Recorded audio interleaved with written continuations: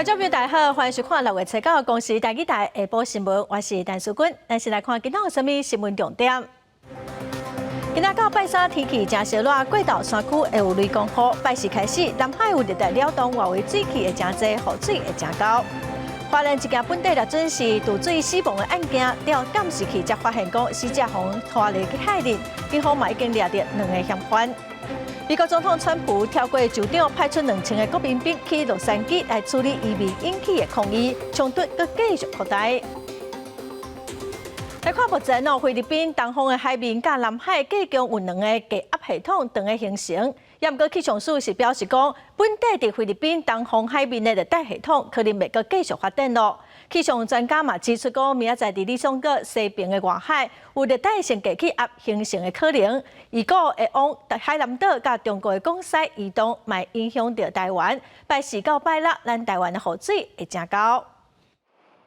拜一上班日，各地是出日，普遍高温会当来到32度到34度，这混好天感受翕热。拜三进前拢要是典型的热浪天气为主，可能会有过道的短暂雨。不过要注意，目前菲律宾的东边海面甲南海分别有一个热带扰动在叫，后续会为台湾带来水汽。在菲律宾东方海面上，这个热带系统，因为它的垂直风切是比较大的，所以这个系统它其实发展的情形算是相当的有限甚至不排除是会有逐渐消散的一个情形。那反倒是在这个南海这个热带系统的话，不排除是会有再进一步增强的一个趋势。大家上关心的，今年头一个风台乌蝶当时西成，后壁的预测模式是愈来愈强。气象专家贾新兴是研判讲。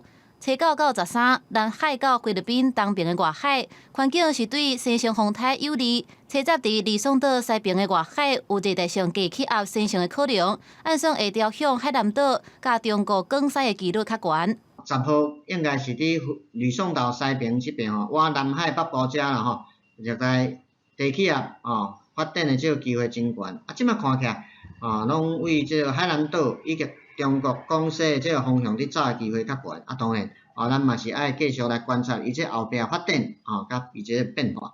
安怎发展当时的西成风台，目前要讲犹原尚早。存在的变数，气象署认为讲爱看后续的条件来决定。不过确定的是，拜四到拜六受到热带性低气压外围分系影响，中南部会有阵雨或者是雷公雨，北台湾也有过道的雷公雨，各地降雨几率真悬。公视新闻采访报道。来看华人的海边最近发现一个查某人的遗体，本地律准讲是掉落海里，还是讲是行地路？也毋过，警方调海边附近的监视器所发现讲，这个查某人是互拍，佮互拖落去海里。警方嘛已经抓到嫌犯咯，佮理清杀人的动机。为监视器画面看到一个查甫人，伫海沙坡研究一个查某人往海边去，过程当中几下届甲拍，落尾手甲塞落海。这个查某人渡水了后，遗体向北边流去太平洋公园，去有民众发现。确认死者为33岁的这个林女，那她头部有这个淤青的伤痕那附近海岸也寻获死者的手机、鞋子、香水等物品本分局立即报请花莲地检署来指挥侦办。警方初八下晡接到报案，找到尸体，原底就是这个案件是单纯的意外或者是自杀。不过，调附近的监视器发现，规个杀人的过程拢去翕起来。警方锁定一个姓李的查甫人，甲一个姓强包车的司机有真大嫌疑，查到抓到涉案的这2个人。吕男他是在我们花莲市的某汽车旅馆落网。那另外一名这个江姓男子是在新北的八里的住家来查获。根据警方调查，死者是今年33岁姓林的查某人。初八甲姓李的查甫人小少出去行搭，由姓强包车的司机赛车船去花莲佚佗。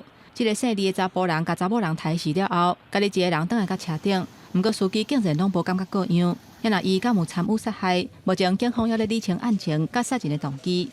公视新闻花莲报道。再来看宜兰的安农溪各州是真受到观光客欢迎昨下晡所发生去年船冰船的意外，船顶包括9人，计共9个人拢跌落去水里，其中有一个59岁的查某游客不幸渡水死亡。警方在理清事故的原因。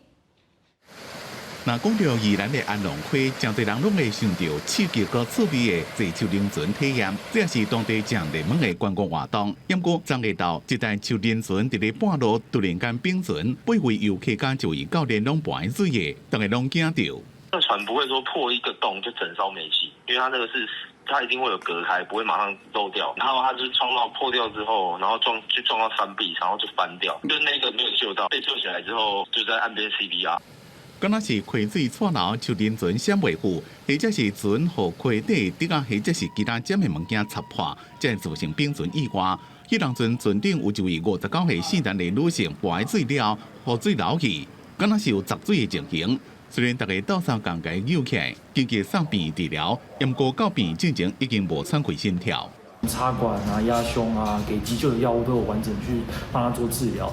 那病人有短暂的一度有恢复循环这样子，可是并没有办法持续这样子哦。那我们完整的急救后，病人最后还是宣告不治的状况。最近啊下雨嘛，水量很大，登山者在家乡街啊。咱后边就是甲家属佫继续好好处理就对啦吼。有。另外，还有5位游客受到轻伤，好佳在还有3个人无大碍。因为为什么会发生冰船的意外？警方还佫伫咧调查。目前，防锁事故水系查考发生代志的秋林船，报车检察官上验。公司新闻综合报道。早下晡4点外，基隆的协和电厂附近有唱水民众分歧，海巡人员接到通报，就随出动顺风艇，甲3个唱水民众救起来，马上病院急救。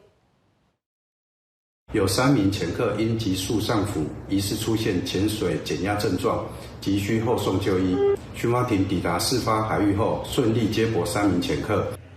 案发的地点是伫协和电厂北方大约1海里的所在，附近的渔船看到有状况，就赶紧去报案。初步了解，这3个民众是出现呛水减压的症状。再来看今仔透早，高雄的河北二路有火灾哦，警消甲火拍花了后，怀疑讲是现场一个查甫人放火，也毋过这个嫌犯是表示讲，伊只是烧物件去赶网啊，态度是真歹，警方甲伊抓起来，嘛甲伊移送法办。老旧的公寓2楼透早庆祝火焰，附近的民众紧张报警，本来是无人住的空厝，内面锁有一名查甫，大声喊祝福冤家。隔壁就当烧金条啊，当叫新花袂当烧啊，早做大。警消接到报案，有水线拍花火焰，怀疑是这名查甫放火烧厝，毋过伊一直坚持火无大，态度非常无配合，被员警以现行犯抓起来。跟烧金差不多，就是跟烧金差不多的大，他有办法说要扣回去。附近的厝边表示，这个人定定伫附近四界踅，找到这间无人住的空厝去住。伊认为环境上太高，为着要赶网桶，用来打烧物件。伊拢伫遮，拢住伫遮流浪汉啊！伊看伊已经上足久啊，伊上迄间无人，伊心情歹，就伫遐放火烧。陈南认为脏乱和蚊虫多，所以打火机点燃物品而造成火警。员警起获打火机1枚，并当场逮捕陈南，全案依公共危险移送高雄地检署侦办。公寓的2楼涂骹已经互火烧甲乌乌，好佳在警消甲火焰拍花，无造成伤亡。警方以涉犯公共危险罪，甲人移送检方侦办，而且建议检察官预防性羁押。公司新闻李小明、赵冠高雄报道。来看台中一间病院的妇产科的主任哦，互病人指控性骚扰。台中市政府调查嘛，确定讲这案成立，也毋过这个主任是不服，冇提出诉愿。即马病院是已经宣布讲要先暂停这个医生伫病院的工作。台中市某一间病院的妇科主任去互患者指控用看诊的名义黑白摸身体，佮问无适当的问题来性骚扰，向病院投诉无结果，转向台中市府来申诉。不过这位医师有关照常咧看诊，受害者就质疑病院咧甲这个医师斗暗号。他也算有名的医生，那我觉得遇到这样的状况，而且我们第一时间也去申诉医院了，却没有人愿意伸出帮忙，然后来调查解决。这让我觉得说对这个医疗体制觉得很不信任吧。台中市社会局表示，这个案件经过性骚扰防治审议委员会调查，认定性骚扰事件成立，已经伫咧4月底通知上方。不过，这位医师有提出诉愿，目前由诉愿委员会审议当中。这个性骚扰事件，这个有经过我们台中市的性骚扰审议委员会的审议啊。那这个案件我们是认定性骚扰事件是成立的。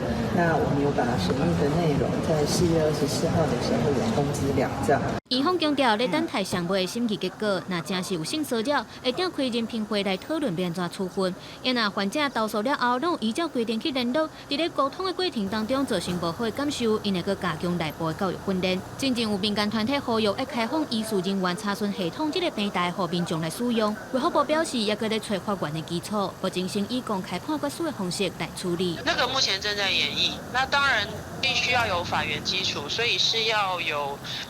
目前研议的方向是以有公开判决书的方式先做处理。如果有觉得不舒服，其实医病的关系，我们是可以询问的嘛，我们还是可以提出，就是为什么要有这样子的一个行为，是当场去制止这件事情，当场说不要去制止，其实还是必要的啦。立宪基金会认为，医病关系本身就有权势无对等的状况，若是发生性骚扰，民众得勇敢质问，甲阻挡对方，而且冷静搜证，后续会当向地方政府来申诉，嘛会当向相关的妇女团体来讨救兵。这桩案件经过媒体报道了后，院方伫咧初九下晡发布声明，讲已经停止这个医师各项的医疗服务。公视新闻采访报道。再来看台南市东区大学路甲胜利路口，昨下晡有一个76岁的妇人人哦，伊驶车载朋友，煞向吹油门弄红灯，造成一个人死亡，2个人受伤。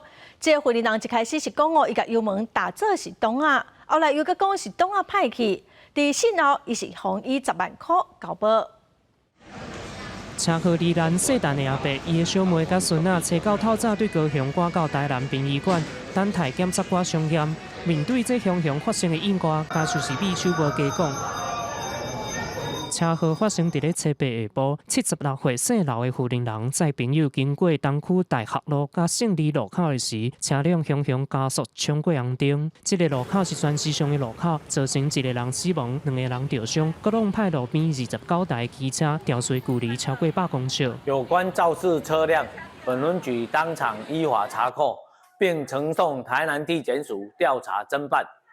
警方调查，妇人人一开始讲是无细力打到油门，后来解嘴讲是董仔各样，口径翻起翻倒。针对这个状况，汽车技师强调，董仔各样搁加速冲出去是无啥可能会发生。若拄到董仔各样，上好是放零油门，转空挡，搁要求董仔防止爆冲。我油门踩下去会有脚踩住脚刹车，不放的话。原则上，它的油门是回来的。油门如果你卡住了，然后又发生刹车失灵，这样的几率高不高啊？照我们来讲，应该是微乎其微。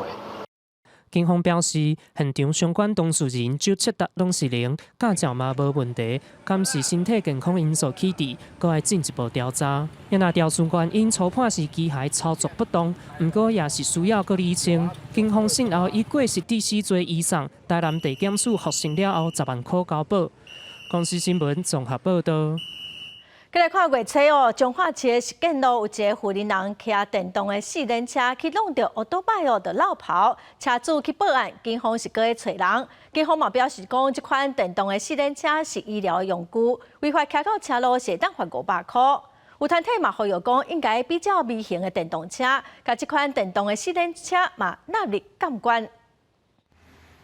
一位妇人人骑电动4轮车伫车路，结果一个无细力钻去弄到停伫路边的机车。但是这位阿嬷人却直接走去，店头家发现家己奥多拜倒去，调监视器画面，才发现是叫电动4轮车弄到，随报警处理。开店的时候下来才看到东西，就像东西跑出来，看到这报纸。本所目前能持续调阅入口监视影片厘清该老妇人的身份。现行法律规定电动辅具车列为行人辅具，是比照行人使用范围，只能在骑楼人行道行驶。这个月初二，伫彰化市建路，一位妇人人骑电动4轮车弄到奥多拜煞肇事逃逸。警方目前当依照线索找这位骑4轮车的阿嬷，因为电动4轮车属于医疗用具，那违反道路交通管理处罚条例，上当会罚3000块。道民团认为，行人辅具应该领牌纳入办车管理。4轮的也好，3轮的辅具也好，它都当成是医疗用品，伊就变做袂当挂牌嘛。交通部是讲伊同意人行道并管用，但是咱普遍全台湾就是都没有设置人行道啊。根据目前的法规，行政护具敢来当徛伫人行道甲顶仔卡，但是兵团表示，台湾人行道的规划阁有侪欠点无够周知。面对超高龄化的社会，使用行政护具的时段会愈来愈侪。因认为电动代步车应该爱领牌，比较微型电动车纳入班车的监理管控，安尼才会当落实车路平权。发生事故嘛，才有法律的依据。记者杨淑晴中华报道。来看台南市头一波来试办8%的交通助理员，协助警方抓违规开罚单。伫初5的头一天伫警察陪同，计共是开出19张的罚单。也毋过因为交通助理员毋是正式的警察，这款新政策接受度爱去观察。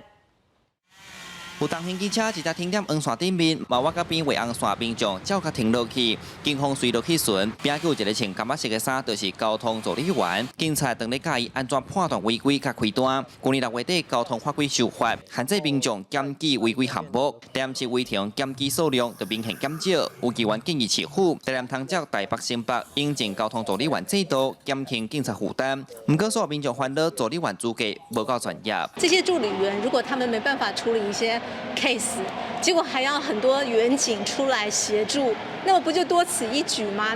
是还好，因为之前都有去上课，然后教官跟老师都有教一些防身术，跟该怎么去跟这些民众做一些那个诉求的反应。踮咧路上有看到较明显的，例如迄个红线违规的部分，无人伫车顶的，就互因来去做处理。交通助理员是经过笔试考试过程选，检计受训1礼拜才开始正式执行勤务。因最后是以道路交通管理处罚条例第56条，针对路边违规停车进行稽罚，然后妨碍交通麦当联络勤务指挥中心叫吊车。中华市区交通维护到顶礼拜为止已经开出19张罚单。警察局回应，这个制度确实会当加减补助警察人手无够的问题。经我们议会支持同意市府在今年追加预算聘雇了18名交通助理员，专责处理违规停车等交通取缔工作。交通资源经过笔试及口试遴选录取并安排2周的完整的训练课程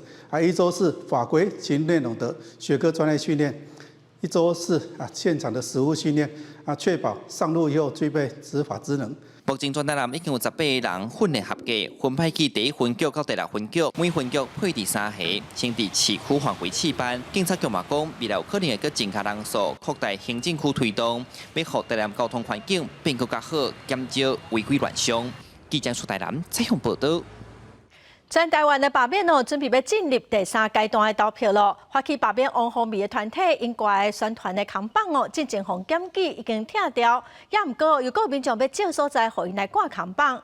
另外，王宏伟是表示讲，伊会全力来投入反罢免的行动，嘛无排除甲民众党进一步合作。民众党的主席郭昌嘛强调讲，因绝对会有行动。3次危害，罢免王宏伟。罢免国民党立委王宏伟的团体3度被害，正常伫台北南京东路4段的广告扛棒，因为受到检举，又有互人提告妨害名誉，红壁拆掉。如今又有民众主动提供资源，互扛棒转来中山区。罢团甚至发挥创意，利用透明卡片要录制结合空战。我们最主要争取的其实是摇摆选民，希望可以透过我们的空战透卡的部分，然后去做看板的覆盖，就像这个选举一样不管是空战或者入战我们是双管并行。那最主要就是说，我们现在的策略是转守为攻。各地罢免的行动进入3阶投票，国民党伫台北市重点放伫首5名拿委。王宏伟也预告讲，民众党的议员已经开始陪伊市场拜票，那边两党未来会有具体合作。到目前为止，倒没有跟朱立伦主席有什么做进一步的讨论。不管接下来中选会定投票日是哪一天，我都会号召所有的台湾人民跟民进党政府想要走回专制独裁的老路说不。以考察做理由，民众党立委兼主席黄国昌卡票和在地国民党立委叶元之来合体，重新强调民众党未对大罢免拢唔插手，因那伫高雄罢免立委黄捷甲考地界的团体相罢夹，负责人柯尚贤因为牵连到抄名册受到羁押，目前连续是告急。总干事助理查到出现伫凤山分局报案，提告考地界指涉伊是中国间谍，这是牵连到诽谤。无论你采取什么目的，你这种诽谤我们绝不能容忍。我们对地检已经没有信心了，看看警方能不能承受政治干预，以公正中立的原则来办案。报案或提告没有办法转移罢免造假、伪造文书违法的焦点。在法律上，我会提出恰当的请求，提醒朱磊，这里不是共产党统治的中国。考地界呼吁对方好好面对司法问题。罢免团体是表示，就算二届连署数量目前还未到标准，不过发射讲一定会拼到最后。公司新闻采访报道。台湾已经真做是恢复家园，也毋过台中的火力发电厂是方质疑讲，目前是芳甲紧绷。另外，针对立法院通过2028年中火袂当佮使用土炭的决议，台电的董事长今仔是表示讲，这本地嘛是台电的计划，按算讲2034年会当达成。即马立法院要求讲2028年要提前完成，因的拍拼，也毋过恐惊是做袂到。台湾近日恢复家园，毋但发电的方式搁再正做重点，外界搁较积极讲敢会有欠电的问题。立法院正常通过2028年完成中火无土炭的决议。不过台电董事长詹文生初稿表示，台电规划2034年达成中火无土炭的目标，要提前到2028年，这是无啥可能。中科核二甲核三厂也无法度代替中火。你提到2028年，我们就算给大家看，2028年。马上要把500万的机组全部关掉，这其实是一个非常非常困难达成的目标。我们几乎觉得它没有，从过去的经验来看，它没有一个可行性。詹文生表示，2028年中火会有2台燃气机组上线，总值的用量是260万千瓦。那准2028年执行中火无土炭，敢若使用燃气机组来发电，供电的欠缺大约是240万千瓦。国民党立委批评讲，政府注重伫小土炭燃气发电，敢若会加重污染。民进党立委是认为讲，中火无土炭是愈紧愈好，但是要尊重科学专业。中火越早无煤化越好。那我们燃气机组要赶快上线，燃煤机组要赶快退场。那至于是2028可不可行，我觉得就让专业，就让科学来说明。连先前反核的德国，他们都已经发觉，目前电力的需求是需要使用核电厂。便宜又干净，那不会有污染。针对台电讲中火无土炭，要到2034年才会用的，台中市长罗秀燕是表示，坚持中火无土炭，家己的好空气爱家己争取。公司新闻采访报道。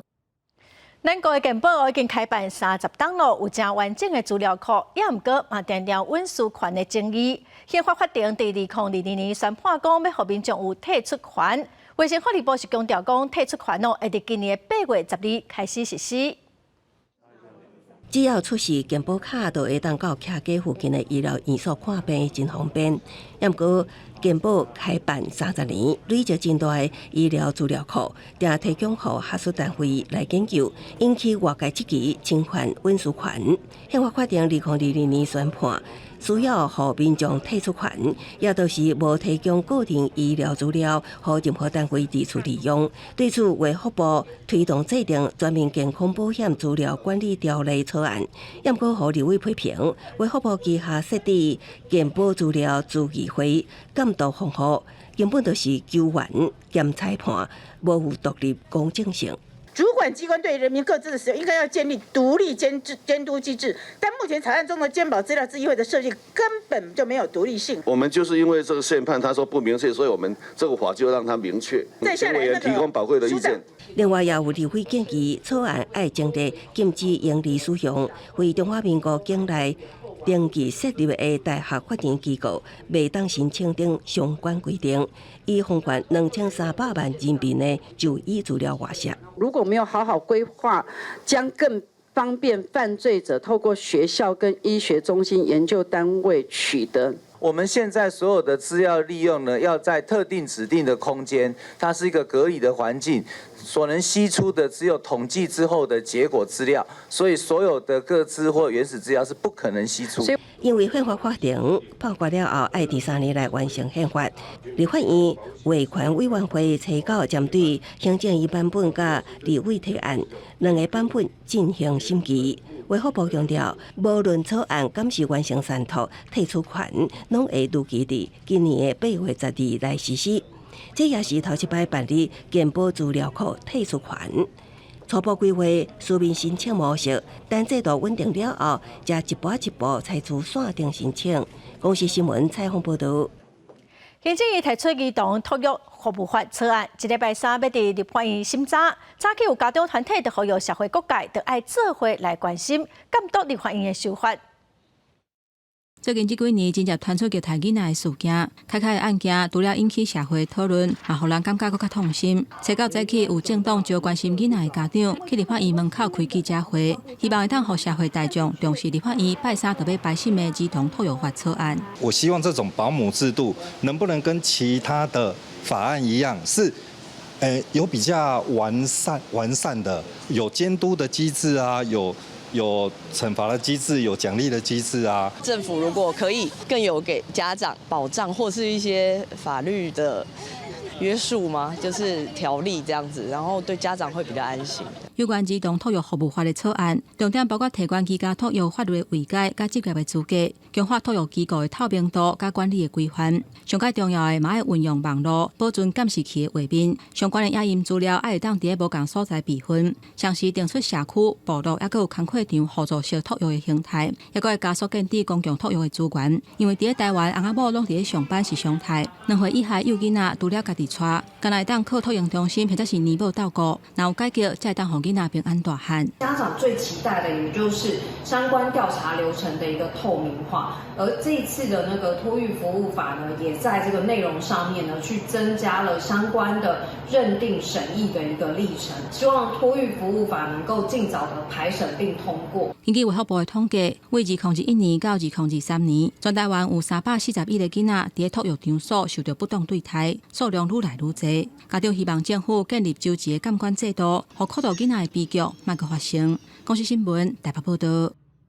国际新闻来看，美国加州洛杉矶的移民抗议阁继续在炭烧。美国总统川普下令派出国民兵车牌到洛杉矶的市中心了后，嘛甲示威者发生冲突，警方是发射催泪弹。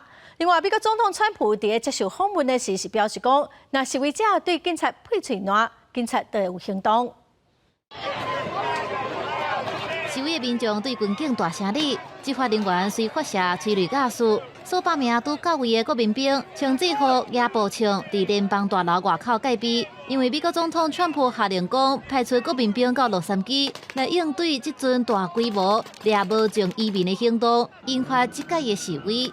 He's trying to characterize us as rioters and looters. When really we're all out here with signs just trying to say this is wrong. Trump hates us. He hates sanctuary cities. He's going to try and make an example out of us. 在连续2天的示威行动了后，川普表示要部署2000位国民兵进驻洛杉矶来议案。美联社指出，这是数十年以来头一届有州的国民兵无经过州长的请求来予人调动。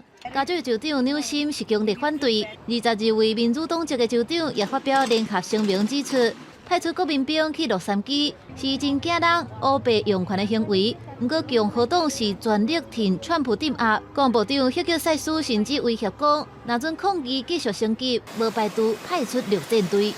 They spit, we hit. And I told them, nobody's going to spit on our police officers. Nobody's going to spit on our military. Series of California officials could face federal charges if they stand in the way of the deportation.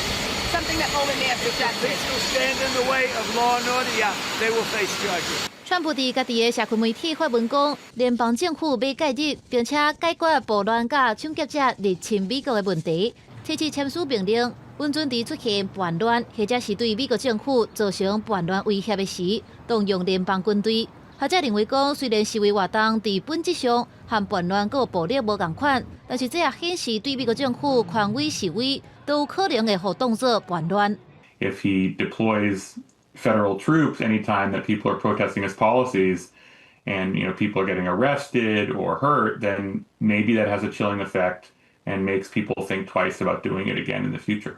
第洛杉矶警察局宣布，集会是非法的了后，大量示威者出现伫街头，包含高速公路、大阵人聚集伫110号甲101号高速公路相接的所在，造成严重的交通问题。街头摇车着火烧，抗议行动继续升级。公司新闻陈伟仁编译。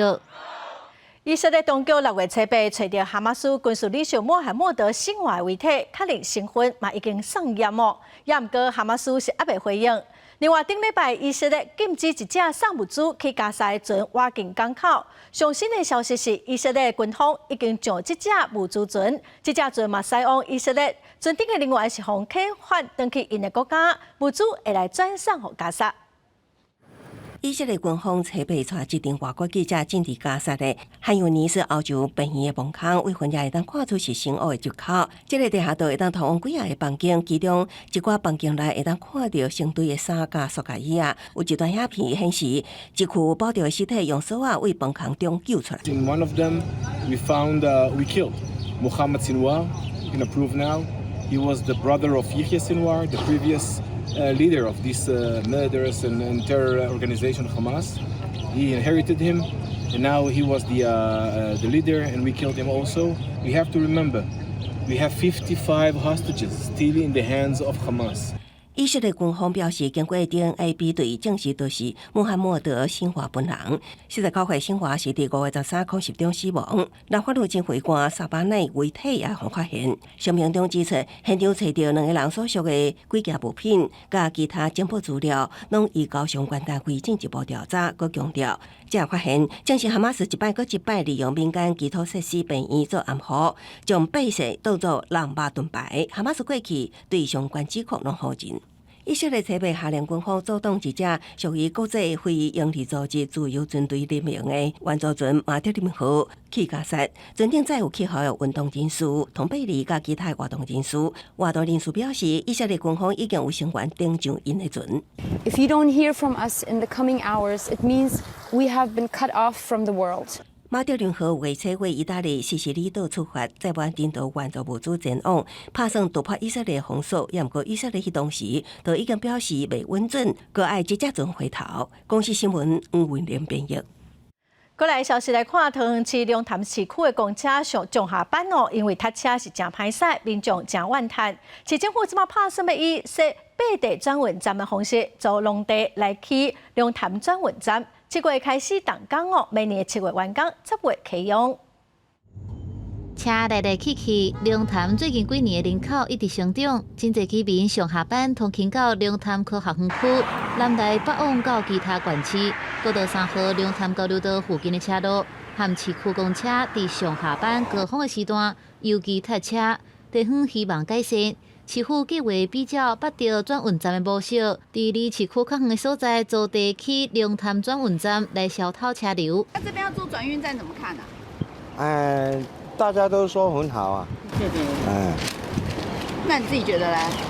一样啊，也是很好。落成启用之后，可以对于市区的一些交通拥塞啦，包括国道客运的载客效率可以提升很多。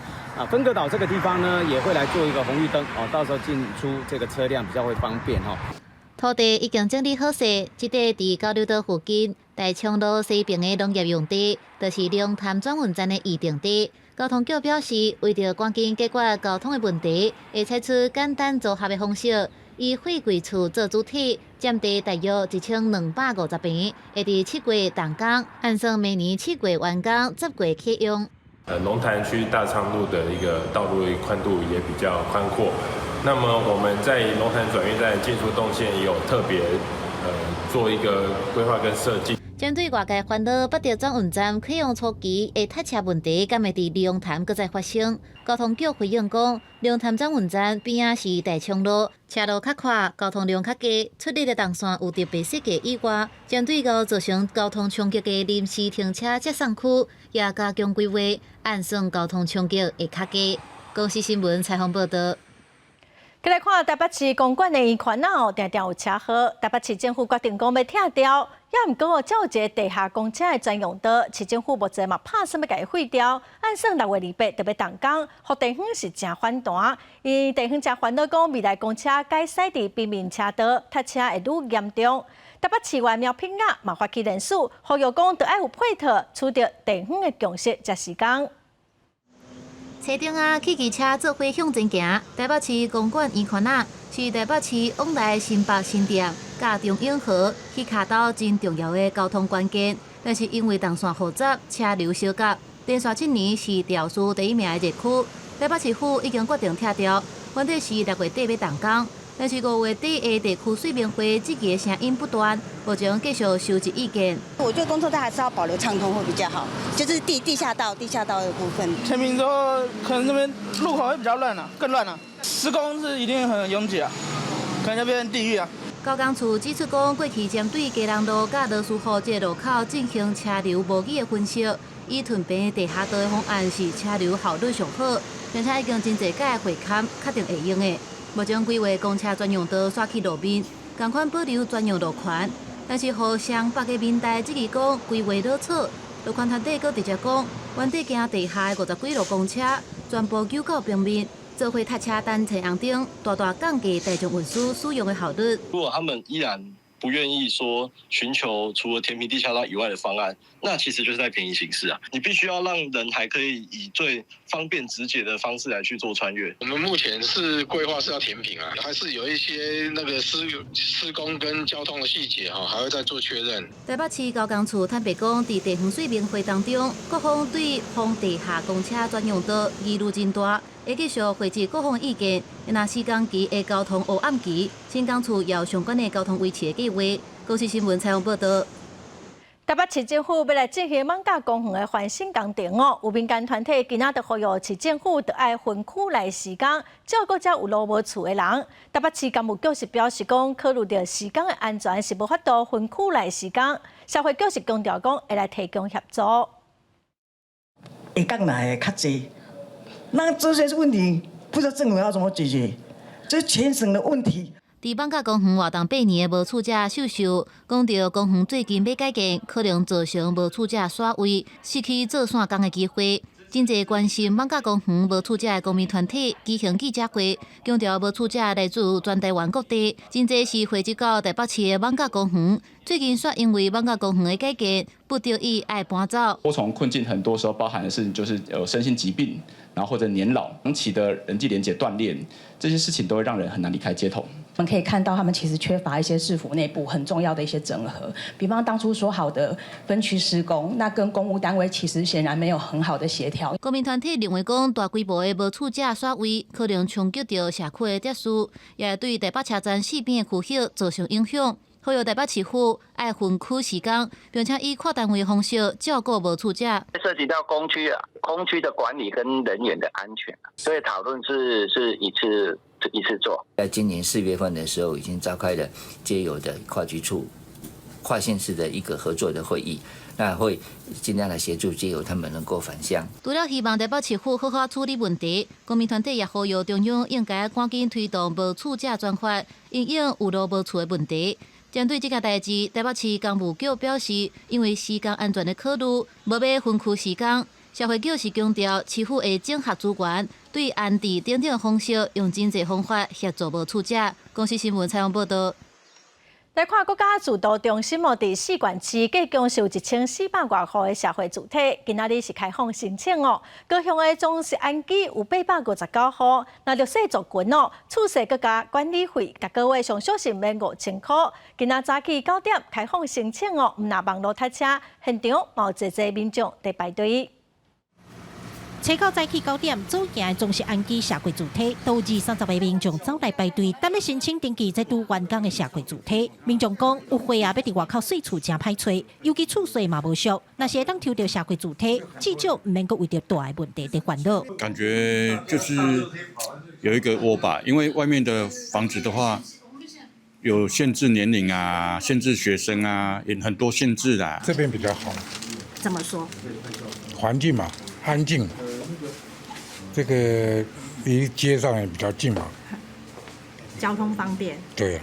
到4月底为止，高雄的社会主体数量，中央企业有19833户，员工的有669户，高雄市府企业有3000多户。国家主导中心表示，这摆开放申请的总实案件分作4档，是目前高雄上大的社会主体，拢总有859户。登记的时间到7月初8为止，按算10月初9抽考啊。就是住户只要有晶片金融卡，或者是自然人凭证，它插入读卡机之后呢，它可以跟政府的 MyData 系统直接串接，所以所有的这个申请所需的这个资讯内容可以一次带入，是年长者或者是对于这个线上申请的话，他可能电脑操作上比较不熟悉的这些民众，我们提供实体点的服务。登记的头一天，伫咧主件鉴定甲数据行政中心，拢有出现排队人潮，大部分拢是对网络操作较袂晓的民众。不过可能是因为申请的人伤济，对咧网络也出现塞车的状况。主导中心呼吁，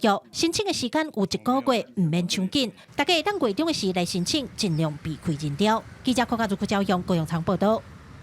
13来自日本的小恩的选手受到屏东县政府邀请，要来推杀屏东的员工哦。今仔早起，因是去东港来体验跟乌昂床，伊嘛学了讲乌昂床的沙西米实在有够有意思哦。东港区农协会嘛表示讲，东港的乌昂床已经要20档无销去日本咯，望讲会当搁再外销日本。小燕选手出力甲乌昂床卷起来，一个人卷无法，着3、4个做伙出力，卷刷了后摇看卖有偌重，要挖，搁真够摇，刷落来甲立委市富贵比赛有车。小燕选手毋但头把，速度嘛是真猛。这拢是对日本西克罗亚马贝亚来的小燕选手，受到屏東县政府的邀請来体驗屏東烏昂床觀光活動。とても大きくて圧倒されました。全然大きかったです。僕が思ってたマグロ、魚さばいたことは結構あるんですけど、あんなに大きいのを見たのは初めてなんで、すごいびっくりしました。日本小燕选手拢对屏東烏昂床真介意。其實今年的烏昂床數量有夠，繼續閣穩定，逐工入港的數量攏有超過300尾。6月初7，總量2200噸的配額就已經滿，袂當閣掠。東港協會嘛希望透過這幾年配額的提升，趁機會把屏東的烏昂床推銷到日本去。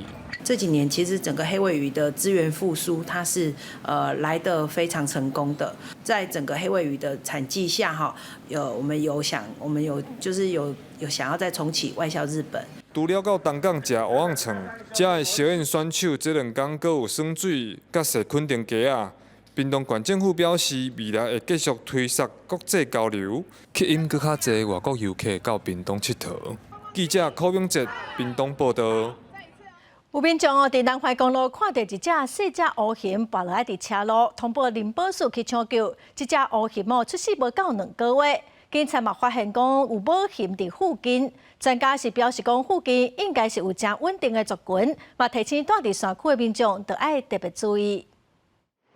南環公路即馬有幾啊個行病日時間，這批下晝佇無路路段有路過民眾發現大路上有烏色嘅動物，我經一看是台灣烏熊，也毋過已經明顯死亡。經過野灣野生動物病院判斷是一隻拄仔出世無偌久嘅熊仔囝落落來地面，是目前發現年紀上細漢嘅烏熊。是一隻1到2個月的幼熊，那它的體重是2.6公斤，體長56公分。員警前往現場勘查的時候，他抬頭往上看。確實有看到一隻母熊在峭壁上。野生動物專家表示，最近母仔囝烏熊定方發現，即擺閣佇公路上表示已經有穩定的族群，佇閣較靠近人類居住的所在來活動。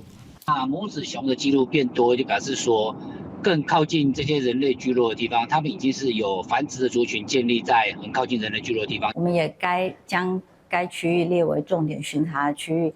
台東林保分署呼籲民眾，駛車去南環公路要注意野生動物出入，閣準備會當發出聲音的物品，防範人熊衝突。公視新聞採訪報道。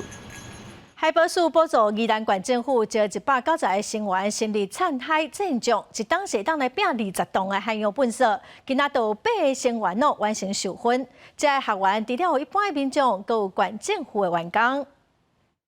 這個燦海戰將的學員穿裝備落水訓練，結束了後，共真儕本事紮起來，包括補習班、魚網啊等等。在海洋内底粪扫是严重破坏环境。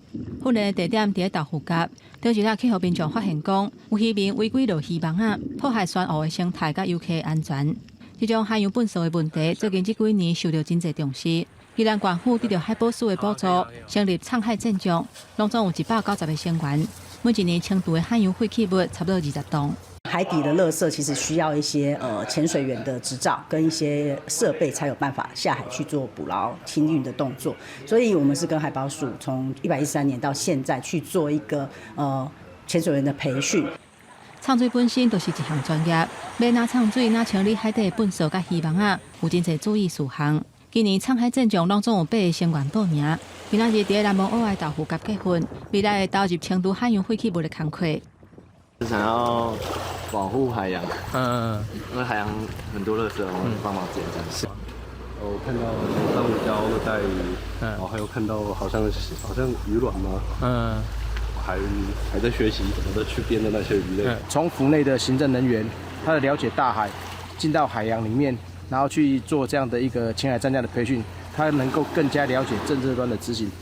宜兰的沧海镇长，较特别的所在是，还佫有县府的员工参与，希望透过实务参与，对海洋环保政策的推广有帮助。而且训练的过程唔免钱，摕到唱水员的证照了后，每一年至少爱参与县府举办的2场净海活动，嘛爱协助推广沧海镇长。公视新闻宜兰报道。嘉义县台语家庭培训的计划课程以国家广播博物馆的历史背景、建筑设备，佮有广播的技术来设计台语导览的课程，是真有意思。咱嘛做伙来看卖。你本听，为啥要互伊听？伊就是要互伊听讲因会做兴趣的，所以就会落实咧战争。用台语来绍介国家广播博物馆伫战争迄当阵的工人甲发生过的历史。嘉义县台语家庭的培育课程，以国家广播博物馆做主题，要用台语来讲较早声音的故事。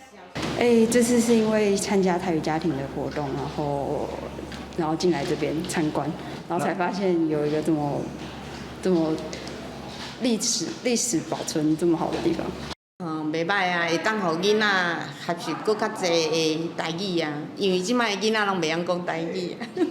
中正大学表示，配合国家广播博物馆，这个月拢总设计9节台语导览的课程，除了讲历史的故事，嘛要来绍介内底设备甲广播的科学，希望社民众为认捌在地历史的方式来学习台语。若会当甲咱的生活经验结合做伙伊的效果会较好，而且伊的面客嘛会较深伊对迄款的乡土认同迄款的不知不觉之间伊就迄款的培养出来啊。除了台语的导览以外，课程嘛有设计手作的体验，好民众家己设计台语家庭的品质，若加深对课程的印象，嘛会当提醒因伫生活中会当开嘴讲台语。记者林慧婷家己报道。泰国有像今日去柑仔店食西柚影片伫网络是真清也毋过专家是真烦恼讲野生的象因为生态地减少，到社区去找食食，嘛惊引起人甲象的冲突。伫泰国中部考爱大山国家公园附近，这只25岁野生大象冰乐，从入去附近的一间杂货仔店。後女。就抬學啦！一入去了，無咧客氣，架頂嘅物件攏摕來食，甜米餅、金蕉乾，一個三明治，食甲真歡喜，趕袂走。ไม่ต้องตีตูดมันข้างหลังอ่ะอย่าพึ่งเดี๋ยวมันออกมาเบี้ยง冰樂佇咧內面推10分鐘了才離開，雜貨仔店嘅損失差不多1000泰銖，換算大票900塊。冰樂這種情形唔是第一遍，之前也捌走入去一間賣賣嘅檔，不過這邊是走入去店面內面，而且又擱揀一寡甜嘅物件，親像是雞卵這款高能白食物，唔是一般野象較愛食嘅鹹嘅，這種行為真罕見。冰樂走入去白食白啉嘅影片稱紅，在社群媒體有幾落百萬人點看，這種行為是像會徹底受到人類開發土地侵佔所造成的。專家認為，冰樂這種異常的行為值得研究，不過人類未來可能要提供較優先的科管的措施，避免進一步的人甲象的衝突。公視新聞吳文玲報道。下晡的天氣來看各縣市詳細資料。北部地區上低29度，上懸34度。